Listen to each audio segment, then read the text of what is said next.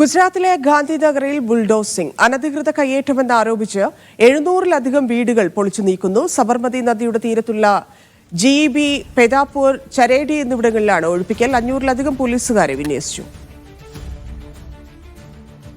തൗഫീഖ് അസ്ലം ചേരുന്നു. തൗഫീഖ്, കൂടുതൽ വിവരങ്ങൾ.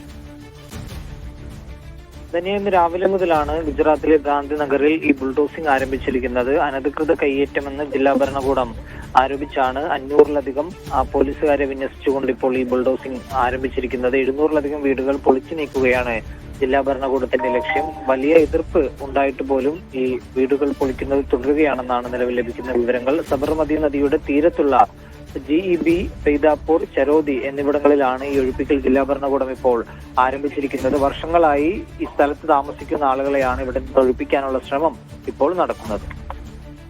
ശരി തൗഫീഖ്.